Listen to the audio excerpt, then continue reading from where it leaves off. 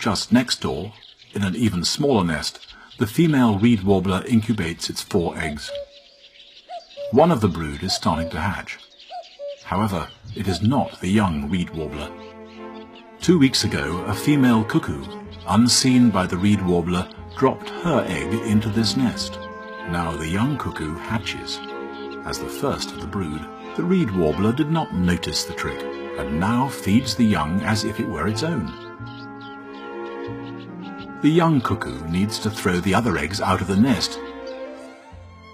If it doesn't do this, then the parents will not be able to feed all the nestlings.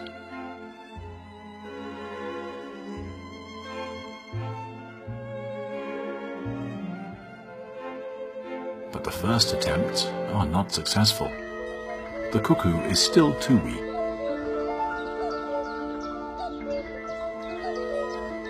It tries again.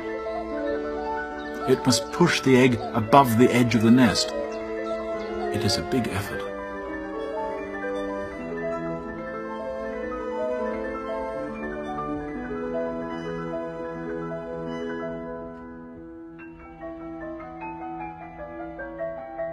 The determination of the weak cuckoo nestling to get rid of the competition is amazing to see.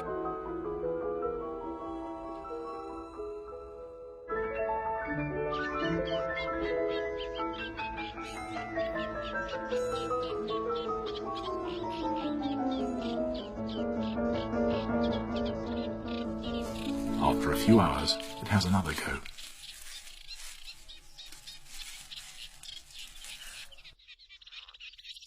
This time, there's some success. The first egg landed in the water.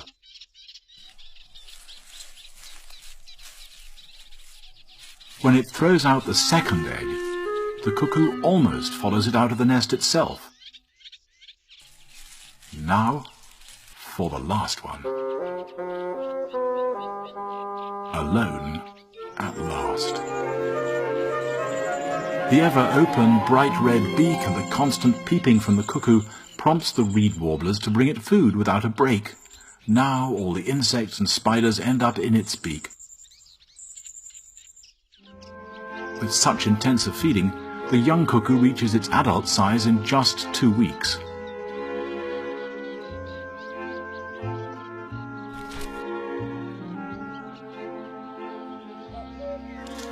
It is so large that when it sits on the nest it must hold tight so it doesn't fall off. In a strong wind, the nest may even break apart under its weight.